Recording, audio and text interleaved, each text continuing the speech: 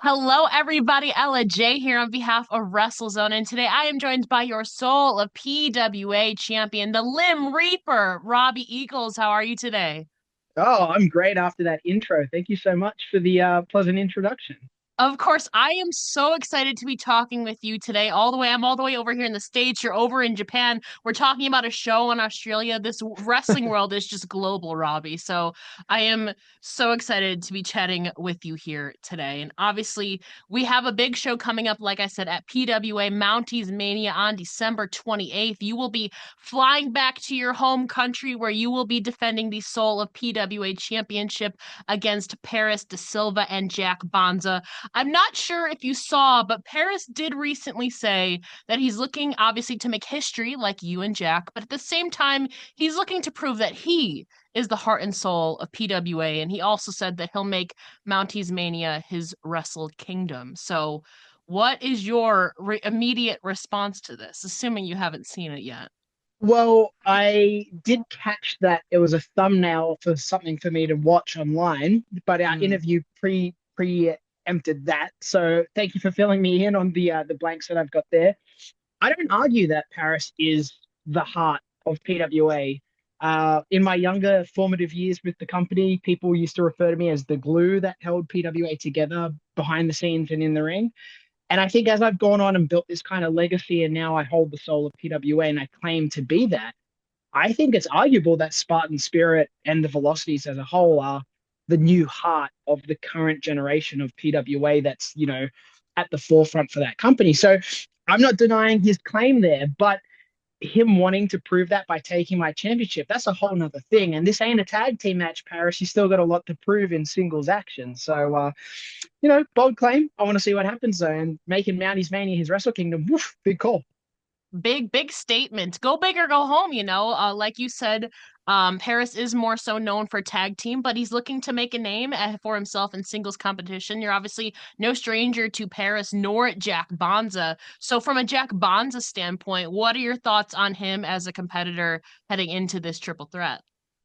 He's one of those guys that kind of flies under the radar for how versatile he is in the ring. And he's been doing it, longer than I have. And I think Yeah. people overlook that. So I'm aware because I went and watched shows that he was on before I was training. So I'm fully aware of his like constant involvement in pro wrestling. And I've seen him, I've trained with him. There was a point in time where he wasn't as nasty and as much of a bastard. So, we could get along in a training aspect. I think there's still an element of respect between the two of us for what we've both achieved in our careers and what we've achieved for Australian wrestling. But when it comes down to it, we don't like each other. So we tend to hit each other pretty hard. And it's either knockout or tap out between the two of us, generally speaking, because we like to think, okay, pinning one another, that's kind of the easy way out, right? Like most commonly how pro wrestling matches end. But we both think we're pretty good at the graft of technical wrestling. So getting that submission win, that's the icing on the cake. And then if we can't get that, then we're like, okay, well, you're pissing me off now, so I'm just gonna leave you laying and looking at the lights and walk away. Well, there is that aspect of this is a triple threat, so you don't necessarily have to be pinned or submitted to lose your title. And it's also no DQ, so Harris has a little tag team partner in his back pocket with the Velocity, so there's also that to consider. But you obviously mentioned Paris kind of being a soul or heart of PWA now in the present. Obviously, you hold that title now, literally and figuratively. You have obviously have a long history in PWA as an in-ring competitor and a trainer. So I'm curious, when you look through that history, like you said, it extends even way far back before you joined it as well. Who would you say have been other hearts or pillars of PWA? Oh, pillars is such a common phrase and term now in pro wrestling, right? Yeah, Um, I think number one's Madison Eagles. Like yeah. she's literally represented on the soul of PWA. And that's why I think it's fitting that I hold it. And that's why I think that belt was made for me because it has a literal eagle on it on the And you side share the plates. same last name. Yeah. Exactly. She's the reason that I'm here today. She's the reason I'm here in Japan because without her tutelage, I wouldn't be in this position. And I'm ever so grateful that I walked into that wrestling school where Madison was coaching rather than anywhere else. Uh, I mean, Ryan Eagles definitely is someone that you'd have to put on there as well, just because of the legacy that they both had starting the company out. I think, his work goes overlooked, even though he's not as active anymore and not involved in the scene. But he's definitely just as equally responsible for me and who I am now as Madison is. So I've got to put both of them as credits there. I'd like to think going back, actually, there's two names I'll put out there, and one's still present in Australian wrestling, and that's Caveman Ugg. Although he was known and wrestled as different names and Yeah. monikers during the early period, so people don't realize how long he's been a part of PWA. But like, he was training before I was, and then I overlapped him having my first match well before he did. So then we were constantly playing tag after that, and he took like a hiatus from wrestling for a little bit, came back, and then it was like, oh, you're big and scary now. And he's like, yeah, I went and lived in a cave. I'm a caveman. And we're like, okay, yeah, that makes sense. Good on you. But yeah, he's put in just as much work as I have, because there was long nights, ring crew from 8 in the morning until 2 in the morning the next day, and there was he like Caveman Og and myself. So I think he's definitely one of those guys to be a pillar. And if I'm going to name a fourth, uh, I had it on the tip of my tongue. Oh, okay. I think my fourth pillar, can it technically be two people? Sure. All right, so they're a tag team. They weren't in PWA, but they are known as a tag team now. Is the former Iconics, the Inspiration, Yes. Cassia Lee and Jessie McKay. Just again, like, I think purely for the fact that they started in PWA, both of them started their training in the Pro Wrestling Academy, and then they've gone on to build their own legacies in Australia, and then they both got the attention of WWE and went on and proved that they're just as good as the rest of the world. And they won the tag team titles at WrestleMania, and I was fortunate enough to see that. So, even though a lot of it kind of might have been looked at outside of PWA, I saw what they did beforehand to get to that point. So I think they're the people that I would focus on as like the pillars of PWA in the past.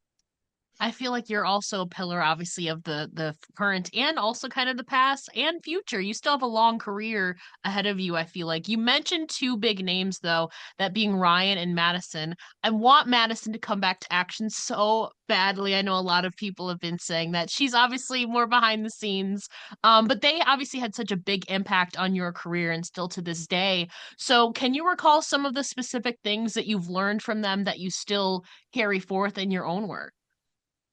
It's definitely just the details. They were so, especially Madison, she's so detailed in terms of like the little things. And you Yeah. hear that all the time, but people don't grasp it, or people that say, oh, it's the little things, but don't know how to explain it very well, will never get their students to understand. Whereas Madison will like show you. So it's not just an abstract thought, it's verbatim. And then she'll say, here's the little things, here's how it should be done. And then she gives you the direct example. And sometimes it's at your own expense, wrestling her in the ring and training, right? Like, she'll be like, Yeah. this is what it should be, pow. And you're like, oh, okay, now I have a black eye. I understand. Thank you very much, coach. Can I have another? Um, but it's definitely the details, because anyone can do crazy acrobatics or cool looking flashy moves or look great or talk great and all that sort of stuff. But when it comes down to the storytelling element of pro wrestling in the ring, you look back at Madison's work, especially in Shimmer when she was on top, it is untouchable. She is so good. And it's a shame that I don't think as much of it is as easily accessible online. I think it would be definitely something that should be like put out free to the public, just so that more people can go, oh, wait, yeah, there is a reason she was PWI's number one. She's really fucking good. Yeah, exactly. Exactly. And I know that, but I feel like as her time in the ring hasn't been as prevalent lately, Yeah. less people are aware of what she was capable of. So I definitely think, yeah, it's that attention to detail is the thing that I've kept with me. And then as a coach, that's the same thing that I try to give back to the students now. Yeah, and you mentioned you yourself have stepped into the role of a trainer. Obviously, you're traveling and all that, but you're still dedicating yourself, I'm sure, when you're back home in Australia to shaping the minds of this current and future generation of PWA. So, as you're looking through the talents of PWA currently, 2025 is soon upon us. Who are some up and coming PWA talents that you think people should be paying attention to in 2025? Uh, there's a mixed bag of people that I'm looking at in terms of, I think, progress, because it's not just the up and comers from, relative unknowns, but I think it's some True. of the people that are like the sleepers of the roster Hmm. that have again gone undetected for a little bit. Kai Drake really had a stellar year this year, so I think him and all of MK Plus Ultra, with Cosmo Cooper being their rookie and Michael Spencer kind of holding the veteran role, I think they're gonna really take it to the trios division that we have in PWA. Equally, I think they're kind of weird dudes, but the third eye with Xander Sullivan, Tai and Jay Sorbet. I've never felt like Jay Sorbet finally fitting in somewhere as much as he's fit into third eye. So like, good Yeah. for him. He's found some soulmates, it seems like, but definitely not for me. But the combinations that they come up with as trios is really unique. So I'm looking forward to seeing more of what they do, as long as it's not against me, because Yeah. unfortunately in PWA, I don't have many TMDK alliance members with me there. I just got to rely on the True. velocities kind of helping me out when I need it. But, in this case, Paris wants to fight me. So not so much this time around. Um, if I'm looking for some of the younger talent that is going to break through, so we've got some guys that probably haven't been seen by the more wide audience outside of those in attendance at our shows. And Marley Paletti, I recently wrestled, and that was like his graduation match at a live event. And he has a lot of natural ability. I was surprised by the things that he was able to do to me in like a match that he had no preparation for. So I expect good things from him. He's got some classmates as well that are going to come up with him. And if I can give one more name, you see, like I think everyone would want me to name an orange head former soul of PWA, but his name shall not be spoken out of these Okay. lips. So Okay. that can be everyone else's choice, but not mine. Okay, that's fair. You mentioned not feeling like you have allies in PWA. I feel like you do, and you maybe just don't realize it. The PWA Heavyweight Champion Jessica Troy has spoken very highly of you, especially over the last year. You know, you've talked about Madison and Ryan having impact on you. You've had a major impact on her, both as a trainer and in ring wise. She's praised you very much. So she will also be at Mounties Mania as she and the Dropouts take on North Shore Wrestling. You've worked close with Jessica in wrestling over the last decade. What do you think of her run as the first ever PWA heavyweight champion? I think she's done a fantastic job. The first female to hold that championship, which is an incredible feat in itself. But the fact that she just recently ran through Coliseum, literally Yeah. ran through Coliseum, and there was bleak moments where it looked like it was doubtful for her in all of her matches against Charlie, Kai, and Tommy Knight especially. But she continues to prove against the odds. So I'm cheering her on from afar and sometimes from very close on. So I know that I've got her kind of back pocket, like you mentioned before, but she's always so wrapped up in her own things. And now, Charlie being her best friend and turning her back on her, that's kind of focal attention, right? Yeah. So I personally hope that she doesn't take her eye off being the champion and just focus on Charlie, because that could get her into some hot water. Sure. This trios match they have at Mounties Mania should sort some stuff out, at least break some of the tension that she's obviously got. And I hope to see her get her hands on Charlie. But I'm forever proud of Jessica Troy. And hey, there was a period, I'm thinking about it now that we're talking about it. Jessica used to wear a lot of orange, and Yes. TMDK don't have a female member right now. So put that out to the Mm. ether. Now, because I've talked to her, because I feel like she's done everything that there is to do in Australia. And I know you've talked about it before in the past, how kind of getting out of Australia has definitely helped accelerate your career. It's such a great bubble, but like I said, I feel like it's kind of limiting at the same time. So maybe Japan would be the next move for her. She's already conquered Australia, so TMDK, Jessica Troy. I like the sound of that. I'd love to see Jess in Stardom or Tokyo Joshi Yeah. Pro. Her wrestling against any of those wrestlers would be fantastic. I know there was a point in an old King of Trios where it was her, Shazza, and Madison. They Yes. actually came up against some of the TJPW girls, if I'm not mistaken. So Correct. it's not the first time she's wrestled Joshi girls, but definitely it should be more frequent because I'd love to see those matches. Something to think about. Obviously, elsewhere at Mounties Mania, we have a hair versus hair match. We have the PWA Mounties Cup. So, other than your own, though, what match are you particularly looking forward to on this card? Oh, definitely the steel cage between Big Fudge and Ricky South. So they've got the stakes of the Mounties Cup being on the line, but these two have a lot of history. Yeah. And even though earlier this year at the Metro, Fudge kind of resolved that issue and overcome his demons, Ricky still hasn't like gone away. He's still been in the background. So I think that's just come back up to the boiling point now. And the matchmakers decided that these two were the ones to fight for the Mounties Cup. And hey, let's put them in a cage to really see if this feud is over. And I think you're going to see at Mounties Mania that it's not. And these two really don't like each other to that nth degree, and that's why they're locked inside a steel cage. And also, Backman being alongside with Ricky South, he really doesn't need to be there. And Big Fudge, he ain't the biggest guy, even though big is in his name. It's more Yeah. about his presence and his demeanor than his actual height and Mhm. stature. So locking Backman out of that match, smart choice. Could say he has a big heart as well, big soul. Hey, potential pillar. Mm-hmm. That is true. That is true. I want to reel it back a second to PWA Coliseum because we mentioned Madison Eagles earlier. Her last opponent was somebody who just made a rare crossover appearance, that being formerly Maddie Wahlberg, now Grayson Waller. You were there that weekend competing on night two. I have to imagine it was a great experience having him back, but tell us what it was like having Grayson, FKA, Maddie Wahlberg back in the PWA Spirit Coliseum. It felt just like the old days having him there, like in a physical sense, because no matter what these people achieve, whether it's him, Jess, or Cass, like all these people that I've been around, like even Yeah. Steph Delander, they've achieved great things. But when I see them, it's still the same people that I saw in a training environment or packing down the ring after a show. So I'll never get this different illusion of them being the superstars that they are, and truly they are.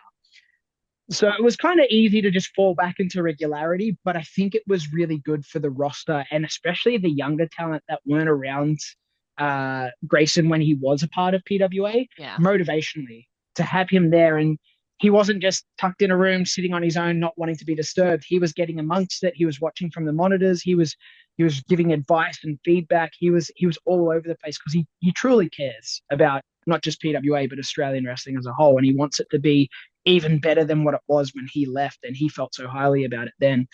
So I think that's going to do wonders for the motivation of the roster and the morale overall. And you'll see it at Mounties Mania. You'll see it in 2025, especially because I know that he's still messaging people and giving some advice here and there. So it's just great to have someone like that come from, our roots. And obviously, hopefully, we get another crossover appearance again. 2025. The last couple of years, like honestly, nothing is off limits anymore. It's never say never. They're bursting through that forbidden door, and you're obviously no stranger to that. This year, you wrestled in Japan, Australia, the States. Like I said, as 2024 is coming to a close, as you look back on your personal last year calendar, last 365 days, what would you say are some of your proudest performances from an in-ring standpoint? Ooh, okay. Uh, because we're focused on PWA, the first one I'm going to talk about is winning the Soul of PWA Championship. Special event, Sydney Spiegel tent. It was our first time ever running a show there, so we didn't know what to expect, and it was jam packed. The atmosphere from the start to the end was incredible. So I was just fortunate to be a part of that event because of my time overseas with New Japan. I'm not always present at the Australian event, so I'm just lucky when I get to fit it in. And the fact that I took what's rightfully mine is just icing on the cake, as I mentioned before. I had a match at ETU Wrestling in Philly against Speedball Mike Bailey during my US excursion. That was really important to me. It's been one of those ones that like we've crossed paths so many times. We've even been on Super Juniors together here in Japan, but we were in separate blocks and just never Yeah. kind of met up. I think prior to that, we'd only been in like a six-way match in the UK and like maybe poked each other once, but Yeah. there was no real Just a interaction. So to have this tease. one-on-one, yeah, it was well overdue. And I think we delivered. And it's just funny that it was maybe in front of 150 people in a kind of smallish room. So imagine that on a grander scale. I can only imagine greater things, but I'm still super proud of that one. And then to top it off would be winning Super Junior Tag League with Kosei Fujita just a couple months ago, or just a little bit over a month ago in November. That one was really special because it was, the tour that the Velocities were on. So that was a great time for me because outside of, hanging with TMDK and doing our thing during the tour, I was spending time with the Velocities and you could just see how excited they were every day. So to have them there when I come back with the trophy and had won, like, was just like a nice family moment. And my wife was in the crowd too. So like it was extra special. Uh, and I think that's one of those matches, like whatever star ratings it gets, I could argue should it be more, should it be less, whatever. But it should be one of those matches where if people still haven't seen it, they have to go out of their way because Catch 2 one of the best tag teams in the world. Ichiban Sweet Boys stated and made that declaration stamp on the paper in Osaka. We are definitely one of the best tag teams in the world. And I personally have felt that whether it's singles or tag, I'm one of the best ever, not just from Australia, but I'm I mentioned this recently on another interview. I usually am your favorite wrestler's favorite wrestler. And that's not like a humble brag, but that's like a true statement. And because I continue to get that underrated label, I'm just going to start saying it now. So if people don't want to take notice, hey, now I conquer. Well, I want to point out another match that I actually was there to see in person during your USA excursion. I was there for your AEW in-ring debut in Buffalo Ah, ahead of Forbidden Door when you and Shane faced Orange Cassidy and Ishii on Collision. So I was very happy. Again, it's a rare thing because you're like everywhere and not in the States as often. So I was very happy to see getting to see you perform live. Obviously, you guys lost, but I have to imagine that was still a big moment for you as you're stepping through this forbidden door. Tell us about your AEW debut. How was your, obviously you've wrestled in Ring of Honor, but this was your AEW debut. How was your experience there that weekend? Well, that week, I guess it was a Wednesday. How was your experience? it was actually hectic because Perfect. I landed in LA that Monday at like 7 a.m. Mm-hmm. and I was jet lagged and tired because I'd come straight from Japan. So I had just done like I think 6 weeks in Japan over Super Juniors and then another tour. I came to the US and that was the start of my excursion. And I hadn't really heard anything about anything for that week or weekend. So it was going to be a nice, easy week to like acclimate to being in the Psych. US. Shane and I are out at a bar drinking quite heavily that night. And then we get a text message that's like, hey, you guys got to come to Buffalo. And we're like, shit, we're on the West Coast and that's on the other side. Yeah. So we have to get in the night before, obviously. So that's Tuesday evening. So we got up relatively early, maybe slightly hungover on the Tuesday, caught the flight. I think by the time we got to the hotel in Buffalo, it was 2 a.m. I barely slept a wink because I had no expectation of really Yeah. what was going to come before me. Got up really early, still hit a workout because I was just jittery and all over the place. Got to the arena, and I had actually been there once before because I wrestled Claudio Castagnoli in 2023, Yeah. and that filmed for Ring of Honor right before a Dynamite. So I kind of got a small taste and experience of that. But Yeah. this was now, okay, you're doing an appearance on Dynamite, and then you're also going to be wrestling for Collision. So I'm like, Yeah. okay, this is like big. Um, it is just chaos sometimes. It's fun, and there's a lot of people in that locker room that I met along the way during my journey. So it's really cool to like interact with those people again and see the great things that they've gone on to do. Uh, but yeah, very very frantic and chaotic backstage, getting prepared for when things are happening. And to wrestle Ishii is like fun because I'd never actually gone up against him Oh, before, even wow. though we'd shared locker rooms many, many times. I used to be a stablemate of his. So to Yeah. finally get in there and try to give him a few hits, but mostly take them from him. not ideal, but it was still a thrill. And then Orange Cassidy is someone that I actually met in 2011 and trained with. So, he and I go back, and he made his appearance at PWA's Coliseum in 2019 whilst I was in Japan. So it was kind of like a reunion of sorts. But he said a couple of times when AEW first started that he'd love to do Super Juniors. And, I owed him one after that. So he beat me, give me the chance to repay the favor and come do it on my turf, whether it's Australia or Japan. I don't mind. Well, there's an opportunity that it could be both, Robbie, because AEW is headed to your home country of Australia for Grand Slam. You have not you've been a busy man. I completely get that. You have not returned to AEW slash Ring of Honor since then. AEW and New Japan have a close relationship. So, is that a show that you're potentially looking forward to potentially be on? So I think if I get my schedules right, uh, there may be a tour in New Japan happening around the same time, Okay. but that date specifically may be free, and the day before and the day after also free. And the 15th is only 2 days after my birthday. So maybe if I make an extra hard wish when blowing out the candles, there's a possibility something could happen.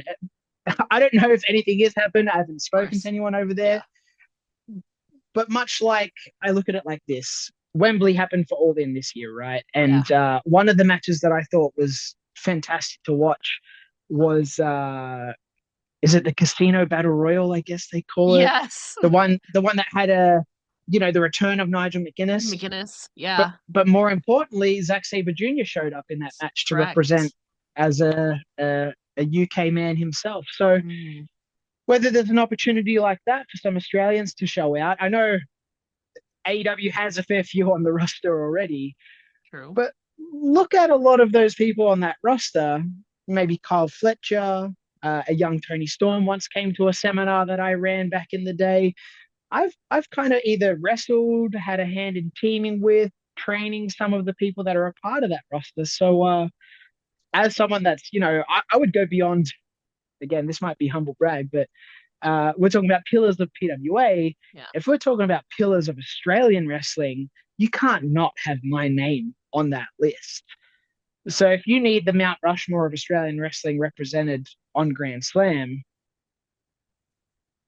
I think you could beat the crud out of Kyle Fletcher and maybe issue a little slap to John Callis. Personally, I would love to see the latter, especially. So that would be, I think a lot of people would look forward to that. Or if, like you said, maybe a casino battle royal opportunity comes up. I love those matches because you never know who could show up. I feel like it would be huge. Regardless, though, I hope a lot of us hope that you're on it, whether it's maybe against an Orange Cassidy, like you maybe said, or a casino battle royal gauntlet. They have to book you. Like you said, you are a pillar of Australia. This is their first time going over there. They should book you. I agree with you. yeah, Robbie Eagles sells tickets in Australia. So hashtag that. Exactly. Hashtag give us Eagles. We want that. Now, as we're looking forward to 2025, what would you say are some of your personal and professional goals, or as they say, resolutions? Oh wow. I hadn't heard that term before, so that's cool.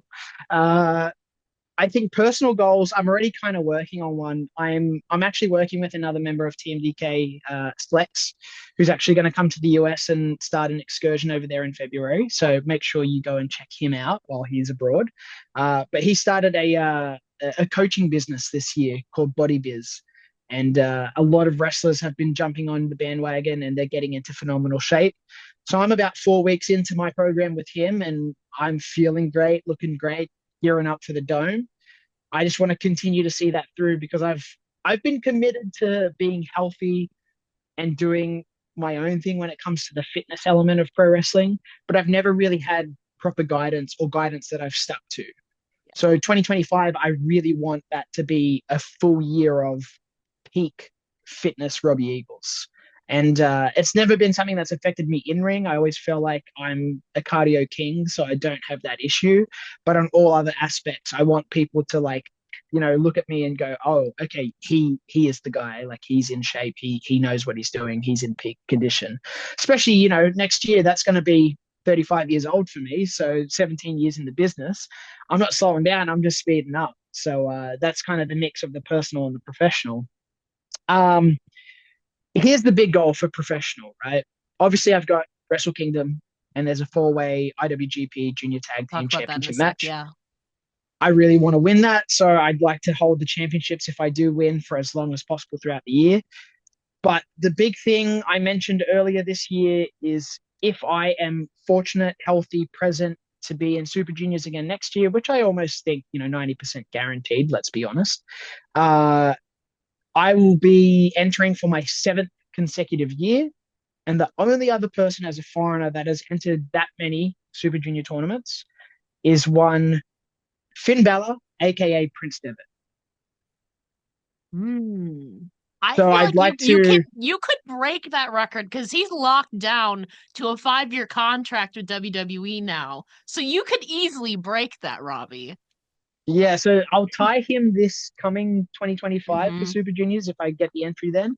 And then 2026, see how I'm feeling. If I'm still frisky and I'm still up there in the juniors, then I will break his record. So that's kind of like Wow. a 2025 to 2026 goal. But, Yeah. even just matching what he was able to accomplish in New Japan Pro Wrestling during his time, I'll be happy with that as a professional goal. Wow, I didn't even know that. That's amazing. You like you said, you could easily break that record by 2026. And obviously you mentioned you have not one but two big events coming up, one of them being Wrestle Kingdom 19, where you and Kosei Fujita will challenge for the IWGP Junior Heavyweight Tag Team Championships in a four-way match. The Intergalactic Setters will be defending those titles, but from what I've seen, you seem to have Kushida's number this year. I think you've beaten him 3 times between tag team and singles competition. So, what are your thoughts? Obviously, you'd like to win the match, but what are your general thoughts heading into it? I'd like to think I have Kushida's number. He came to Ballarat to be a part of OPW's Yes. Australian Stampede, and it looked kind of bleak for me during that match, but I was able to pull it out, and I was like, oh, okay, hometown advantage. Then when we rematched in Best of the Super Juniors this year, and I beat him just outside of Tokyo, I was like, oh, Kushida's maybe he's slowing down. The age is catching up to him finally. But I think the thing that's present is I've obviously watched Kushida a long, long time. Yeah. He hasn't watched me as much. So I'm able to kind of have a better mindset around what he's capable of. And there's still an an air of unexpected, technique and skill from me when it comes to scouting me out. The problem is here, Ella, is that there's two other teams in this bloody It's match. true. So as much as I'd like to think, oh, easy intergalactic jet setters, I've tapped Kevin out before. I've beaten Kushida twice this year. Let's go. We've got it. I've got to worry about the damn War Dogs and Catch 22 being involved. Those war dogs can be dirty too. It is a four-way too, so you never know what could happen. Hmm. Oh yeah, and last night I pinned Driller Oh, Maloney clean as a you did. whistle, and then but Clark had made his way to the ring when the ref went down, and there was Yeah. chairs involved afterwards. So they're not here to play nice. They're No. just here to take what they feel is theirs. Mm. But the good thing is, I think between Catch Two, the Jet Setters, and Ichiban Sweet Boys, we all feel the same way about the War Dogs, and there is almost zero respect for those blokes. Yeah. So if we need to turf them first and foremost, I think we can work all six of us together. I feel like you kind of have to approach multi-man, at least temporary alliances, to get out the threats, especially ones who aren't afraid to use, we'll call them, I don't know, dirty means. We'll just say it how it is. So fingers crossed for you. That would check off one of your goals right away within the first 4 or 5 days of the year. So that's something. Do you have a final message to your opponents overall, generally? Because at the time of recording this, we're like less than 2 weeks away from it. I can't believe this year is just already catching up. So, final message to your Wrestle Kingdom opponents. Final message to them. Well, through this means I'm going to say whenever this drops, it may be potentially a little bit more in the future from where we are now. So good luck.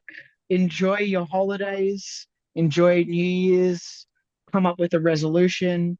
And I hope your resolution is chasing us for the IWGP Junior Tag Team Championships because the Ichiban Sweet Boys, we are Ichiban, the Mighty Don't Kneel, and we will be the Mighty Champions at the Tokyo Dome. So it's more of a premonition rather than a message. Okay. So Okay. good luck and do your best. Gambate kudasai, as we say here in Japan.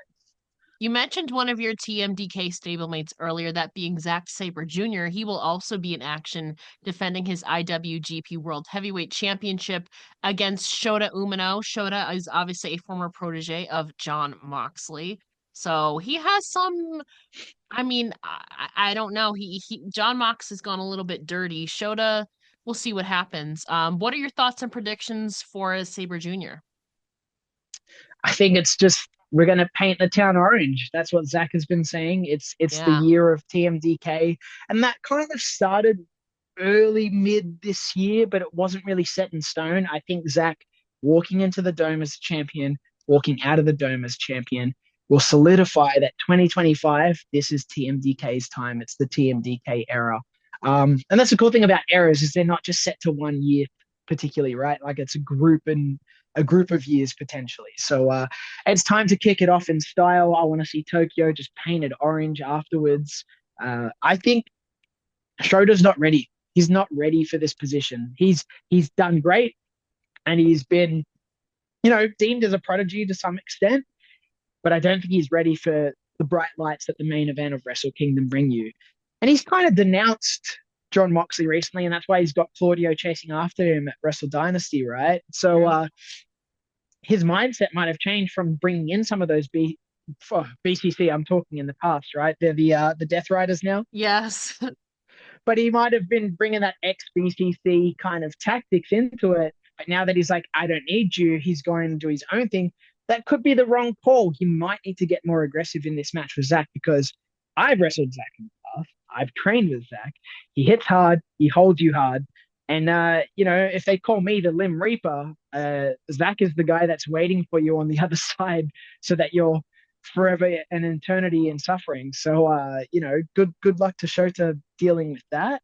Um, it's funny that you bring up Moxley because that's the other person that could possibly walk into a AEW Grand Slam that I could give a Don Callis slap to the face is Wheeler Yuta because he still owes That's me a true. rematch. He may not be the ROH Pure Champion anymore. That's Lee Moriarty now. That's another topic for another conversation. But I still want to wrestle Wheeler Yuta again.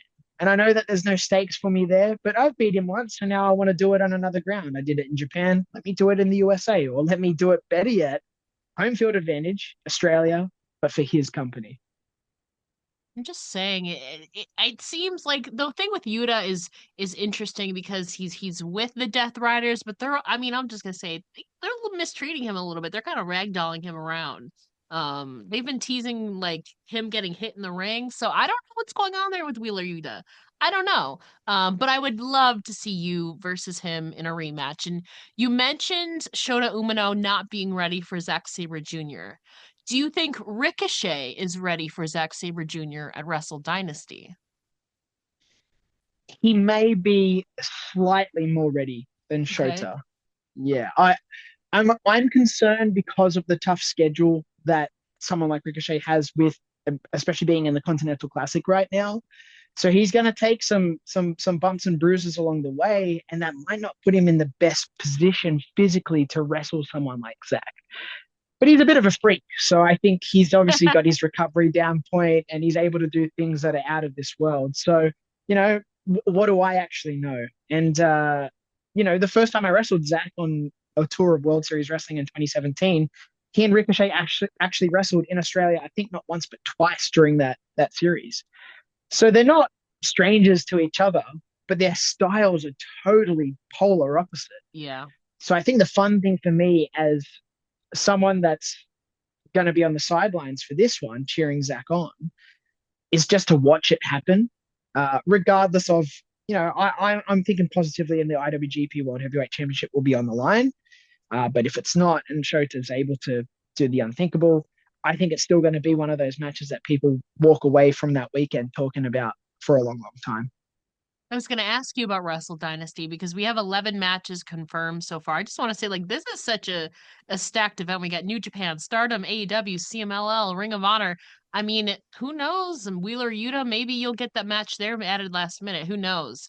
You mentioned you'll be at ringside. Can we expect, will you be out there with Zack Sabre Jr.? Can we expect to actually see you on Wrestle Dynasty? It depends on Zach's call. If he wants to go into it solo, then we let him do that. Okay. But if he's, maybe needing just not us to physically be involved, but that support from ringside that we often give in these big matches Hmm. because of backing it up from the night before, then 100% I'll be there. Okay. I'm in Tokyo for that whole period of the three shows, New Year's Dash included afterwards. So I'm not going to just sit at the hotel and watch on a TV screen. My teammates are going to be participating over the card. I'm there to support them, whether I'm ringside or backstage. Now, final question. We've been talking a lot about Forbidden Doors, WWE to PWA, you to AEW, New Japan to AEW, a lot of Forbidden Doors going on here. But in an ideal scenario, who would you say is your ultimate Forbidden Door dream match opponent from any company of any time? Uh, Easy answer for you now because of the current like platform and situation for pro wrestling. And it escaped me, and I tried to get it while I was in the US, but timing just wasn't on my side. Was Alex Shelley. Yeah. Uh, he was such a huge inspiration for me as even before I was training and wrestling. Just when I first caught independent wrestling and caught a hold of Ring of Honor specifically in like 2003 and 4, he was just I was enamored by his style of wrestling, and I kept up with him ever since, and have forever been inspired by him. To the point now where we're actually friendly with each other and we exchange messages on Instagram, which I think is really cool. Even now, while he's in WWE, he'll send me a random message, which is like cool for the 14-year-old Robbie that watched him. Going, this is a cool wrestler. I hope I Hmm. can be like him one day. We were able to tag with each other in Philadelphia for the All Star Junior Festival last year in a 4-on-4, and I've wrestled Chris Sabin multiple times now. Yeah.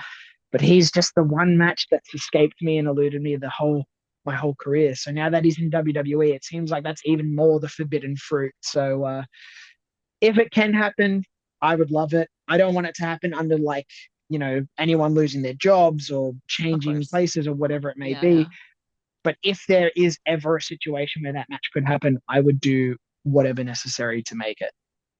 Well, it's not totally impossible. Like we said, we just saw Grayson come back to PWA.